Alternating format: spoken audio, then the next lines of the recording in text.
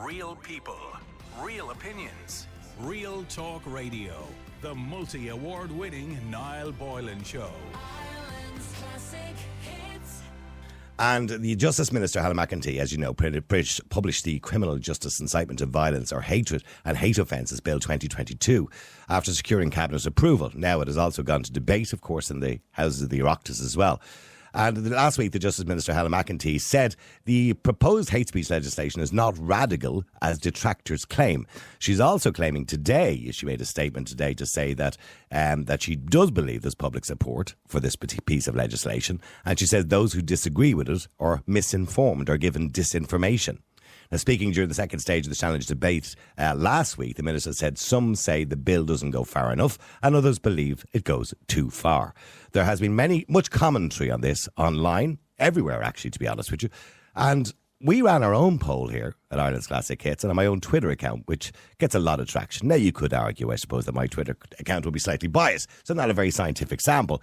But still in all, it was 10,000, just under 11,000 people actually, that voted on it. I can't say they're all my fans. I won't take that kind of credit. But in saying that, 97% of the people who voted said they disagreed with it, based on the information they've been provided with so far. And the crux of the matter seems to be around the word hatred. Nobody has an issue, by the way, with, if somebody's assaulted and that assault is motivated by hate, nobody has an issue. Because, look, let's not even get distracted by that. Because if you assault somebody, you deserve to go to jail. And nobody, by the way, should be encouraging or condoning behaviour or bad behaviour online, where people intentionally set out to harass another person, a community, minority, or whatever it happens to be, to purposely upset people and intentionally upset people. Nobody condones that kind of behaviour.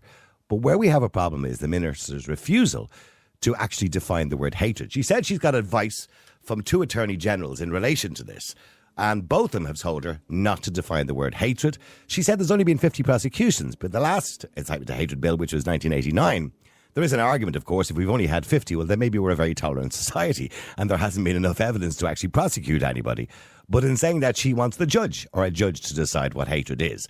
She did give an example when she was talking about this idea of, which is one that's been going around the media at the moment, possession of material that could be, I suppose, assumed to be hatred, but not actually used, just being in possession of it. And the example she gave was if a right-wing protester, she didn't mention left-wing protesters, and I've seen a few of them around, by the way, threatening death on people and all sorts of things as well. But if a protester goes to a protest and they have a placard in the boot, and that placard has hatred on it, I don't know, to give an example, I suppose, immigrants go home, COVID-19 is a hoax, vaccines will do this, that, and the other, or I don't know, or something against a community. That, in turn, could be perceived as hatred. And even if you haven't used it, the very idea that you're in possession of it would be enough to get you a prosecution. That's what she's talking about. And that was the example she gave herself. Now, I have to explain as well, for those who are confused by the Constitution, Article 10 of the Irish Constitution doesn't give you freedom of speech. People think we do have freedom of speech in the Constitution. We don't. Article 10 gives you freedom of expression, and it goes on to say everyone has a right to freedom of expression. The right shall include freedom to hold opinions and to receive and impart information and ideas without interference by public authority, regardless of the frontiers. That's the important line, regardless of the frontiers.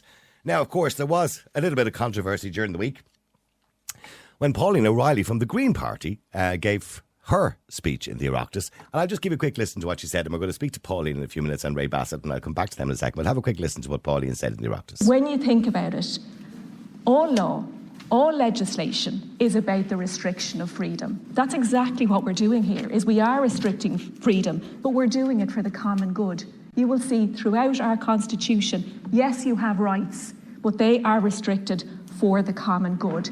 Everything needs to be balanced. And if your views on other people's identities go to make their lives unsafe, insecure, and cause them such deep discomfort that they cannot live in peace, then I believe that it is our job as legislators to restrict those freedoms for the common good. OK, I am going to speak now to Pauline O'Reilly, who was elected to the Shannon in 2020 and chair of the Green Party in 2022, and also a member of the Joint Oireachtas Committee on Education and the Joint Oireachtas Committee on Climate Action. Also on the line is Ray Bassett, who's a former Irish diplomat. He served as an ambassador for Ireland, Canada, Jamaica and the Bahamas, also Joint Secretary of the British and Irish Intergovernmental Conference, and involved in preparing the groundwork for the Good Friday Agreement before he retired. Good evening to you both. Good evening. Hi. Now, Pauline, first of all, you went viral with that video, whether you know it or not. It ended up on Fox News in America. It ended up in a lot of places. How do you feel about the words you used in relation to that particular section? And was that taken out of context, that particular clip? No, I don't believe that clip is taken out of context at all. I think that there is a lot of misinformation, that it's absolutely fine to express things like, COVID is a hoax. That's absolutely no issue under this legislation. You can also say, very controversial things like, I don't believe that there's any such thing as anything other than heterosexuality. You can say all of that. And you can have really strong opinions that most people might not share. You can discuss it at length. You can explain it. You can be offensive. But what you can't do is spread hatred or incite violence. And I think that people agree with that once that's explained, that it's absolutely I think people do agree with that, in Pauline. having opinions. I absolutely would believe that if somebody goes online or publicly or on the radio and says, I think you should go out and set fire to houses of people from a certain community, absolutely, put them in jail. I couldn't care less what you do with them, right? That's incitement to violence. It's incitement to hatred. But, when you talked about a few minutes ago, you mentioned, say, gender seems to be a big issue in this debate. If somebody goes online, for example, and says, I don't believe that a man can become a woman, men are men, women are women, and that's the end of it. And I believe that's the biological fact, like it or lump it. Now, a transgender person will take serious offence to that because, of course, they believe that you're taking away their identity. They could tell you they could say that's hatred towards their community and it's causing hatred towards their community.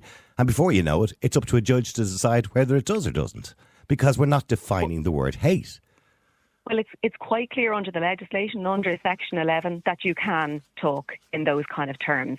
It's not hatred if you disagree with somebody on a particular thing, and that people can be offended, and that's all in the legislation. You can also, by the way, say things that could potentially be hate-filled, so something different, if it's, to do with the arts, so comedy and so on. So all of those things are in the legislation. But my fundamental point is this, and this is the point that people disagree with, or certainly disagreed with online, is that the law is restricting people's freedom to say whatever they want. But why would we do that? Why would we do when we already have legislation that stops inciting hatred or inciting violence against another person? And by the way, violence is violence. There's no doubt about that. And by the way, words have started wars. Words have stopped wars. Words have saved lives, and words have killed people. So words can be very powerful, and everybody knows that. But in saying that, they are words. And in the United States, of course, you have your words protected by the First Amendment. We don't have that, but we do have freedom of expression, which is protected by our Constitution.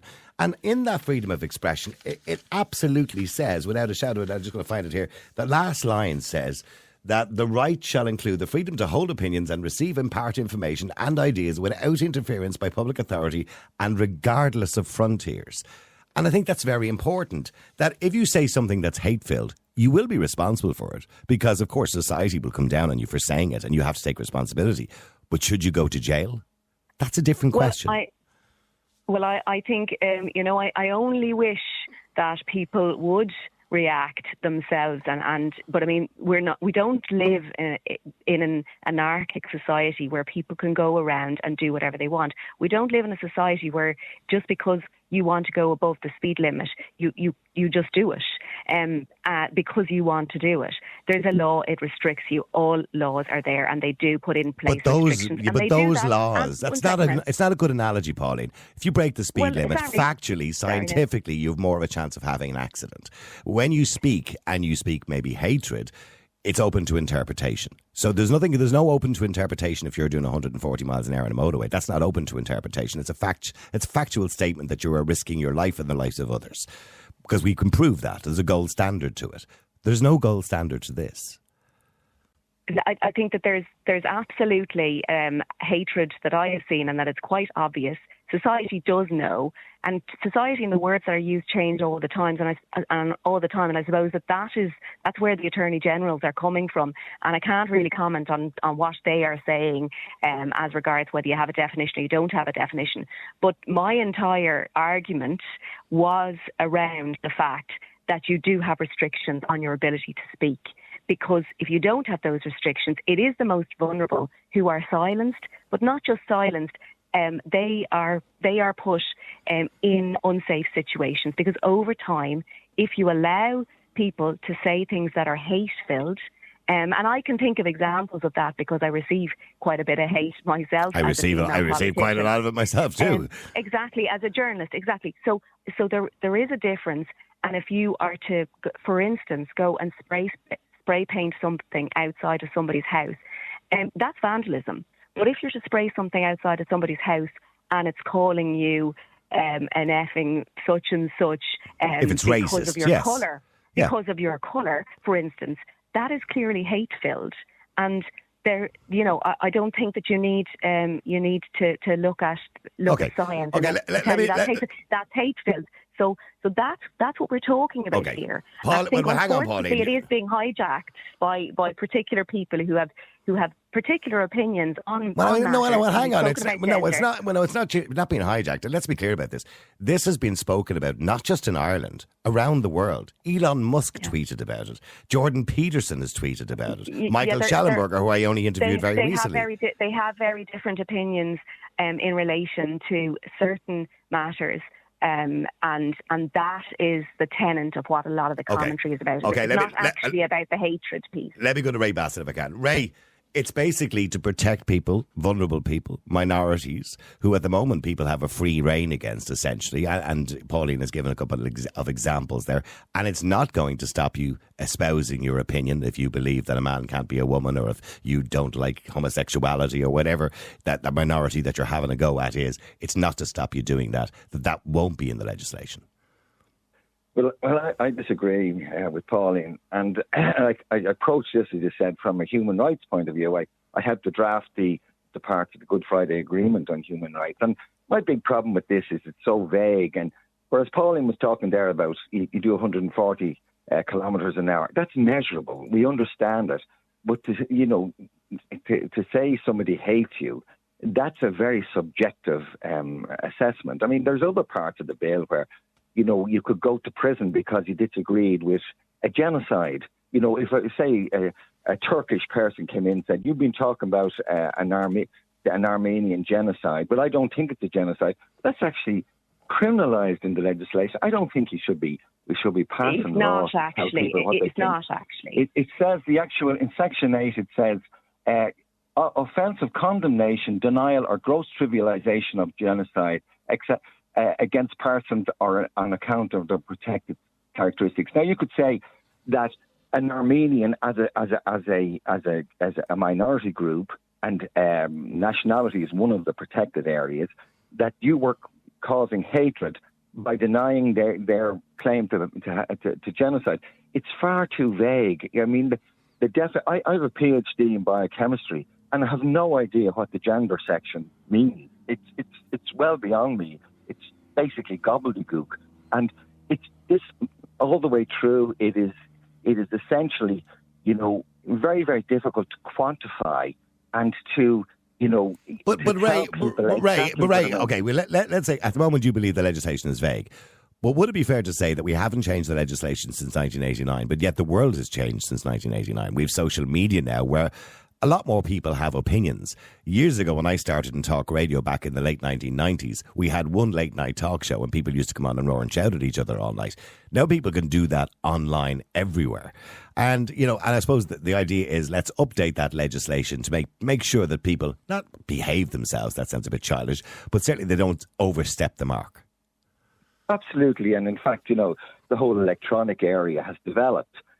But at the same time, if you've had 50 convictions in 30 years, and it's quite obvious to anyone who of my age, Ireland is an awful lot more tolerant, much less racist than it was in the past. And there are groups kind of almost talking it up and saying we're almost on an avalanche of racism. And it isn't true. I believe that the society is partly self-correcting. People have no time for racists now. But to start putting legislation in where you don't define what hatred was, sorry, I didn't interrupt you, and doesn't define it, that has a chilling effect where people don't know. And, nobody can say, actually whether this is totally constitutional. Only the Supreme Court will make that decision in the end. Well, that's of course, if the President decides to send it to the Supreme Court, he may just sign it. Well, I think the President probably should sign it, because I think the President shouldn't be that active in politics. But I think somebody should challenge it. And, having worked on legislation, Attorney Generals will regularly say to you, you have a defensible case. And in my opinion, I'll sign a certificate to say that in my opinion it's constitutional. But I can't guarantee you that it's constitutional. Okay, on that note, to both of you, and Pauline, I'll let you come back in a second. You mentioned a few minutes ago the way the world has changed, and you believe the world is tolerant. And I only interviewed Michael Schellenberger very recently, and for both of you, if you bear with me for about 30 seconds, I'll just play this one clip when I particularly asked him about Ireland's hate speech laws. Oh, sorry, I'll do play for you there now. The desire to want to silence the people around you is pathological. There's something wrong with people that want to silence people that have different views from them, in my view. Speech is not violence, except for in extremely narrow circumstances. It's just a personal expression. It doesn't hurt you, and we need to communicate that to people. The other issue I would just say is that we've seen a significant decline in all forms of prejudice in every Western society. We've seen the percentage of Americans who support interracial marriage has risen from 5% to around 95%. We've allowed same-sex couples to be married and to adopt children. There's never been a period of greater tolerance and of less hatred in any civilization in recorded human history than in the societies today. There's no evidence of any increase of hate incidents. So this is a big lie. As big of a lie as the totalitarians tried to sell people in the mid-20th century. It's as dangerous. And I think we have to speak out against it. We have to have love in our hearts. I think we have to love our fellow humans and our civilization. And that means that let people speak, and the people that want to shut people up and silence people, I think we have to acknowledge there's usually something psychopathological about them, either some sort of a personality disorder, histrionic, sociopathic, something that makes them think that it's their job to silence their fellow citizens. And we need to describe that and call it out for what it is. For those who don't know who Michael Schellenberger is, Elon Musk hired him essentially to write the Twitter files. That's how well or good his reputation is. Pauline, in relation to what he says about free speech and tolerance, we do live in a tolerant society. Look at Ireland now. Let me just finish. Look at Ireland now and look at Ireland 30 years ago. We lived in a society 30 years ago and it was illegal to be a homosexual. You couldn't get divorced. The church ruled the country with an iron fist. We now live in a country where abortion is available, same-sex marriage is available. We're very tolerant when it comes to homosexuality and gay people getting married and adopting children. We do live in a much more tolerant society. Of course, there'll always be bigots. Look, Elon Musk makes money out of bile and hate-filled kind of content. So I wouldn't really. I don't see the evidence of that, but I wouldn't listen too closely to somebody who is hired in order to promote that. Well, he is a credible journalist. He's also worked with the New York Times and many other. I think calling people sociopathic because they don't agree with him is evidence that actually he likes his own opinion, but he doesn't want to hear other people's opinion either. So he doesn't seem to be in favour of free speech if it's something he disagrees with.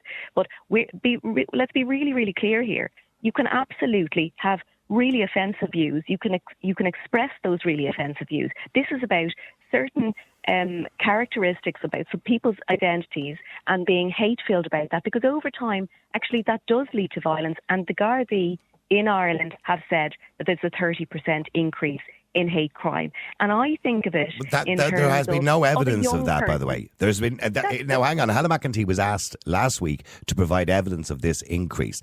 The only increase is because there's an increase in reporting. But there is no qualified or quantified increase in hate crimes. There is no evidence of that. We know.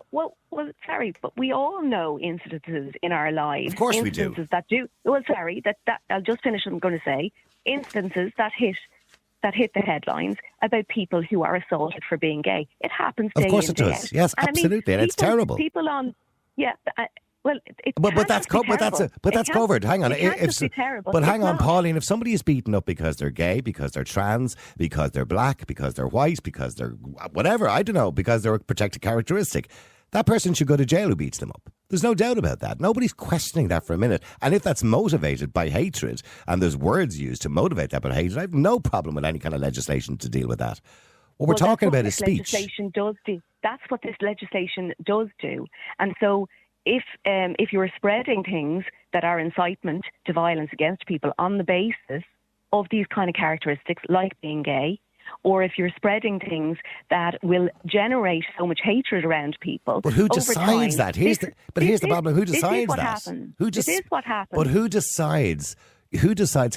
Again, we're talking about one person's opinion could be another person's hatred. So who decides and who interprets? You're standing there before a judge. It's up to him. There's two things going on here. So the person that you played there does not believe that it should be a crime to start saying slurs when you're standing over somebody and you're beating them up. No, he didn't. No, he never said that. That's not. No, that's words, with the greatest respect, Pauline. That's not what he said. That's not what he said. He said speech is not violence. He was very clear about that. This is exact. I was making the point. So the beating up is an assault. That's absolutely that under legislation. But the things that you say during that assault, if they are hate-filled about the person and their gender, the motive, yes, that is speech. That is absolutely. Speech. But you're connecting the two together.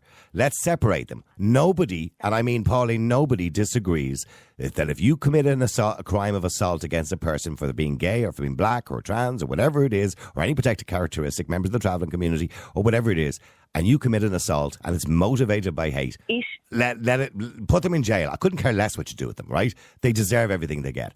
Let's separate the two things we're talking about. We're talking about incitement to violence, absolutely, incitement to hatred, and hate speech. Now, let's focus just on the speech. You're not out on the street, you're behind a computer screen. So that's what we're talking about. That's what the problem in this legislation is, not everything else. But it's the exact same point. And what I'm saying to you is that it's not just your motivation. It is the fact that you use the hate speech along with the crime that will. Then Pauline, you're missing the point of the conversation completely. I'm going to go back. There's two separate parts of this legislation. You're talking about one of them, which we all agree. Well, we all agree with that part. If you could stop speaking over me, and I will explain to you my point here, which is that it's the speech part of the crime that is also a crime. It's also that just demonstrates that it is a crime, that we actually think there's something wrong with using that language about somebody. And if leading up to something, you are disseminating things which are also hate-filled, which lead people. And when we have seen the impact of this in young people in particular, beating up somebody, following on from a lengthy period of using hate speech about a particular and I agree with you, Pauline. Or a particular group of people. And I agree with you. That is what's covered. That's what's wrong. Okay, Pauline, I agree with everything you've just said. Everything you've just said, I agree with.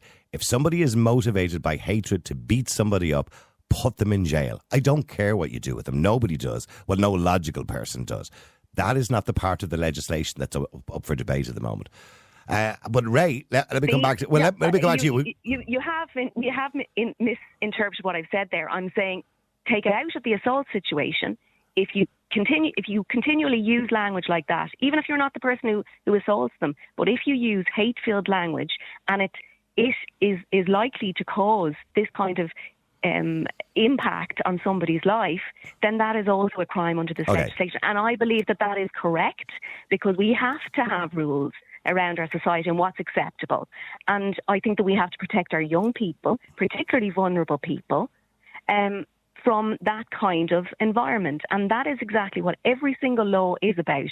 And you can have difference of opinion. Nothing, very few things are so scientific. And I'm a solicitor myself. Like, very few things are so scientific that you can put down something in the law that is going to be 100% prescriptive. Okay, right. Well, let me go back to Ray. Ray, in relation to the definition, and Pauline is right, it would be difficult to define hate. I don't think, Ray, you would disagree with Pauline when she says if a crime is motivated by hatred. I certainly believe that everybody would agree with that and would be all for that. And we would have had that in the previous legislation, but maybe it wasn't strong enough. But now it is. But, I mean, getting back to what Pauline is saying in relation to motivating, in other words, if you're motivating others by your words, is that fair enough? That, I mean, if you're encouraging other people to hate a particular community, well, then you have to take responsibility for it. Well, first of all, if a person is shouting hate-filled talk and beating somebody up, the judge, of course, would take that into consideration in the sentence. It will be an aggravating factor, so it's already there. So if somebody attacked somebody who was from a different ethnic group and was abusive, the judge takes that into consideration. And there's already legislation there. If you are inciting hatred, or if your conduct is likely to lead to a breach of the peace, there's already legislation. The problem, and you probably heard it there, Pauline, is it's very vague and it's all over the place. And it's very hard for the people who are pushing this bill to actually make a coherent case for it. Nobody's in favour of any type of hate against people. They're not in favour of, beating up people or denigrating them. But people have a right to express themselves. And if they, if you have a right to sort of be slightly obnoxious, you can't go around protecting people all the time. And a lot of the statistics which Helen McEntee was claiming were about these non-crime hate incidents, of which it's pure balderdash. It means that somebody can report to the guards that a non-crime, but they thought the other person's action was motivated by a particular dislike. Now, that's a useless statistic. It's completely useless because it's defined by the person themselves, not by the person who is supposed to have committed a sort of act.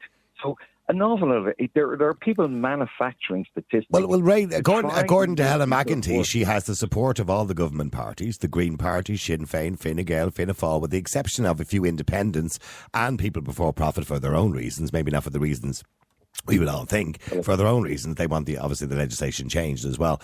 But I mean, basically what the government are saying is it's got full party support, full political support, governmental support, and they also believe it has public support.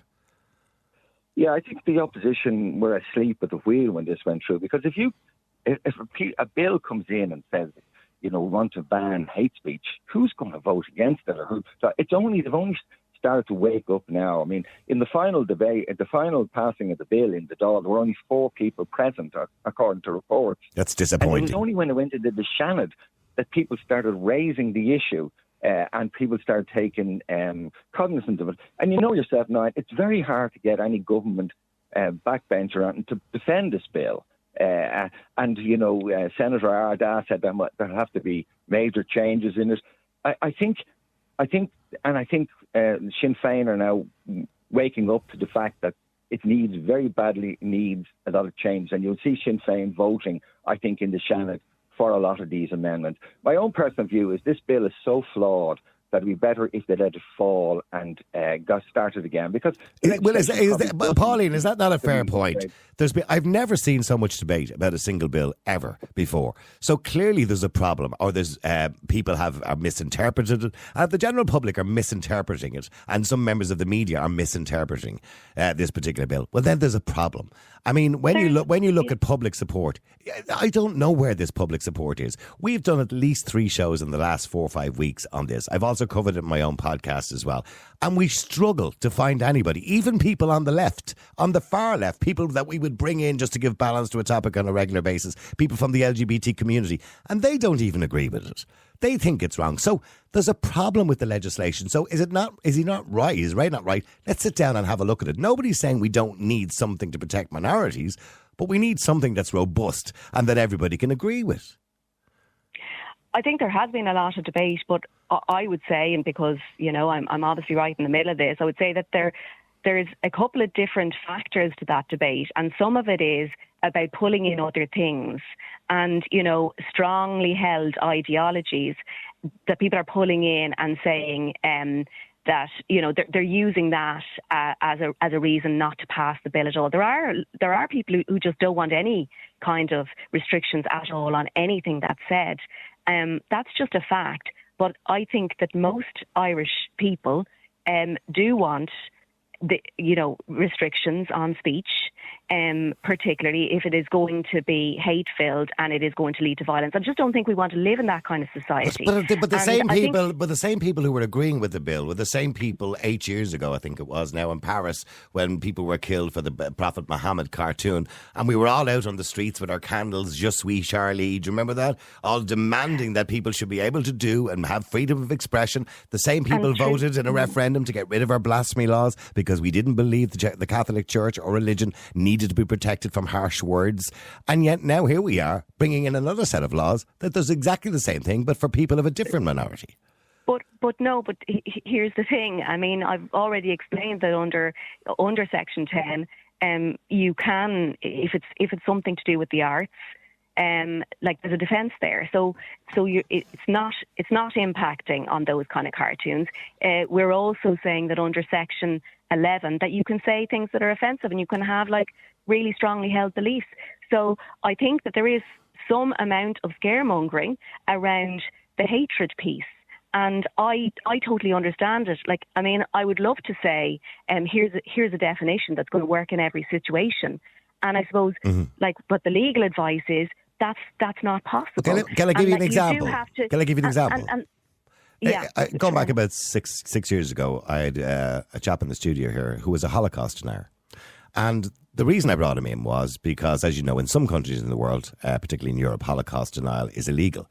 But I brought him in because it's not in Ireland, because we had freedom of expression. So he came in, and the reason I wanted to talk to him was I completely disagree with him, by the way. And I imagine to 6 million Jews, or the families and relatives of 6 million Jews, it's very offensive. But I was intrigued by his argument, and I wanted to understand his argument and maybe correct him and debate the matter with him.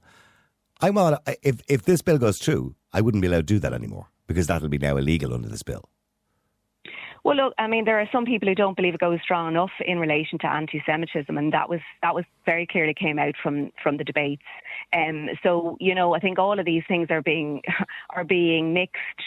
mixed together, and I think it's useful to have a conversation about it. I absolutely do. I mean, there were 4,000 submissions. There have been consultations in relation to this bill, and a lot of amendments were made before Minister McEntee presented it to us.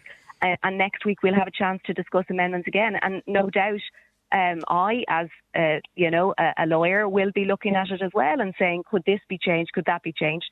And, I look forward to the response. But ultimately, the people who disagreed with me didn't have the same views that you're expressing, which are, where's the definition? And people should have speech restricted. The entire argument was, they don't want any speech restricted at all, and that people should be allowed to go around and say what they want, regardless of the consequences to other people. And remember that when you put in place that kind of a system, it's anarchy, and it means that actually people are silenced. I mean, I know that, for instance, fewer and fewer people want to go into politics because of the kind of abuse. You've said it yourself, in journalism there's a lot of abuse. It does have an impact. And we do it does, but you do have to have a bit of a thing. And it silences people. Well, I don't know. Maybe you have to have a thick skin, I suppose. Maybe it doesn't, but it does silence some people. It stops people from going. Well, with this politics. legislation, the point Ray is making is, and many people have made about the legislation because it's vague, that it may have a chilling effect, and that chilling effect in itself is enough to silence people with the fear that if I say this, am I going to have the guards knocking on my door? And only today, by the way, Micheál Martin himself defended free speech. Actually, I have the clip here. Hang on. He was talking, of course, and just to put some context into it. Oh, God, I've lost it there. But anyway, I'll play the clip first, then I'll put the context into it anyway. Here it is here. Hold on. We anticipated that there would be some attempt like that. I'm a Democrat. I believe in free speech. I believe in peaceful protest as well. But I also believe that people should allow others speak. And I think the efforts this morning were efforts to disrupt the flow of the consultative forum. And not to allow it to get off the ground. And I think I would invite anybody to look at the subsequent conversation of the panel. There's nothing to be afraid of in this debate. Okay, that was always the debate in relation to NATO when he was talking about Professor Louise Richardson, of course, who was condemned by the president over the weekend, or he made some slurs against her anyway. But I think we all know it's right. But he kind of did go on quite a lot, Ray, about freedom of speech, which is quite strange at this particular moment in time when we're having this massive debate in the country about freedom of speech. But I mean, is Pauline right that, Ray, just finally, because I know both of you have given me a lot of time and I do appreciate it, Ray, that, freedom of speech or freedom of expression is not absolute. In other words, you can't just say what you want. There has to be some restrictions on it. Absolutely, and that's why we have incitement to hatred, and that's why a bill, and why we have conduct liable to lead to the breach of the peace. I think, I get the impression from politicians that a lot of people didn't pay much attention to this bill, and it's against the instinct of a lot of the political people in Leinster House. And obviously it's gone very, very far at this stage, and it'll be very difficult to pull back. But I think Micheál Martin, having worked closely with him for several years, I don't think Micheál Martin's instinct would be in this area at all. And any of the other people I worked with, I'd say this bill came through, and the idea was you put together a nice piece of very progressive legislation. We do as much as we can for people who feel vulnerable. And I think the thing just has gone wrong, and it has become a sort of a milestone around the government. And the government at this stage, I think, would be better to heed public opinion and say, OK, our instincts were right. And in fact, I don't agree with the people about the conspiracy theories. I think the government and the Department of Justice was probably trying from a good point of view to do something. But they've come out in the end with a dog's dinner, and it's time to ditch it. OK, Pauline, just a final word for you. It's a dog's dinner and they should just ditch it. Firstly, that kind of protest that happened this morning, I mean, that's absolutely nothing related to the bill at all. No. I was just pointing out the fact that he used the word freedom of speech numerous times. Grand, but let's be clear. But I actually think what's going on here is, I don't believe people were asleep at the wheel, because this has been in the ether for the last few years. What really has happened here is that there has been a huge amount of scaremongering by a few people, and that has kind of caught fire. There's been misinformation spread, and as a result of that, people are probably a bit worried that maybe people won't get on board, maybe the public won't get on board because there's been so much misinformation, when actually you can say pretty much what you want, but in certain circumstances, if you're spreading hate, or if you're spreading, incitement to violence for a few protected classes of people, then that's the bit. That's all that we're talking about here. I don't think anyone has a problem with inciting violence. If you incite violence, you should go to jail.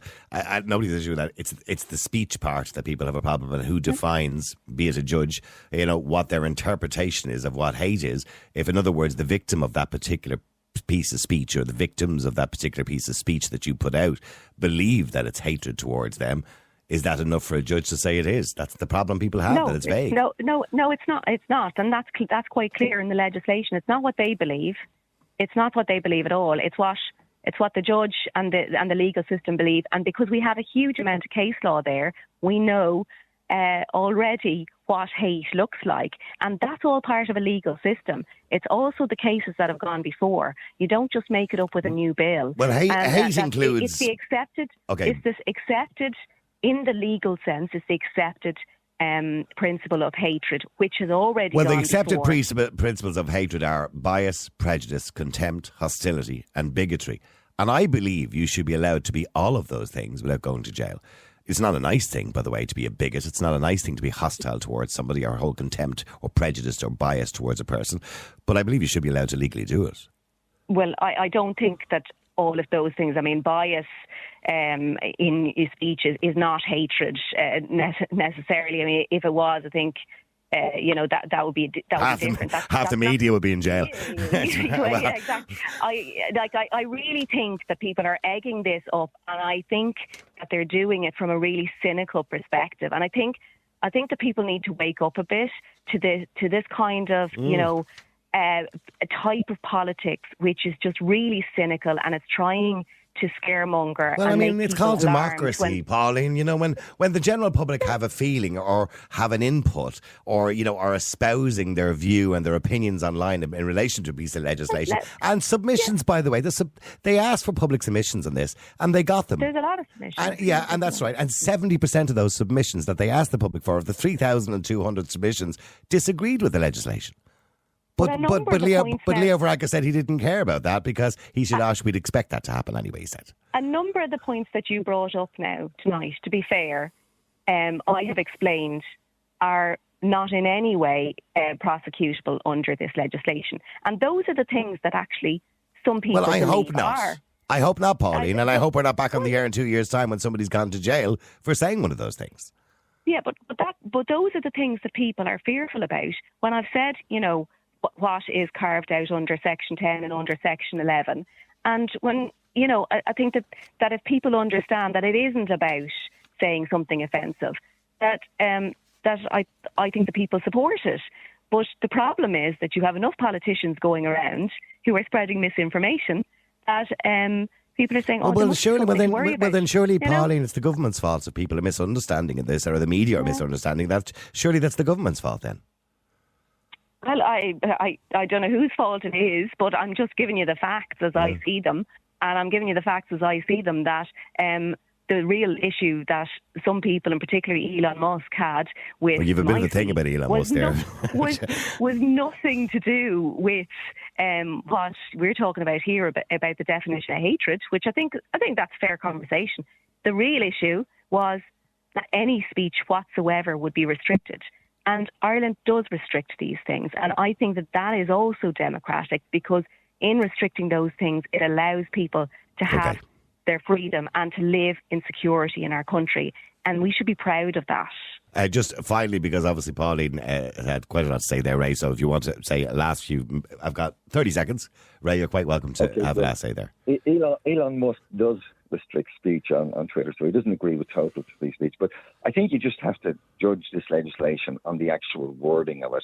And, you know, you can talk about case law and the judges will be, and the guards will be quite good in interpreting. But just look across the water, and we saw people being arrested at the time of the coronation completely wrongly because of poor legislation. I think I'm surprised this got through the parliamentary draftsman in the form it has. I think we need to stop it because it is just bad legislation. Okay, on that note, listen, thank you very much indeed from the Green Party, Pauline O'Reilly, Ray Bassett. Thank you very much indeed, both of you. Thanks, man. Thank you. Thanks, Pauline. All right. Real people, real opinions, Real Talk Radio, the multi-award winning Niall Boylan Show. McCarthy Insurance Group, serving the community for over 70 years. For home, farm, motor, life, health and business insurance, log on to mig.ie or free phone 1800 50 11 11. Probably your best call in 2024. Charles McCarthy Insurance is trading as McCarthy Insurance Group, is regulated by the Central Bank of Ireland.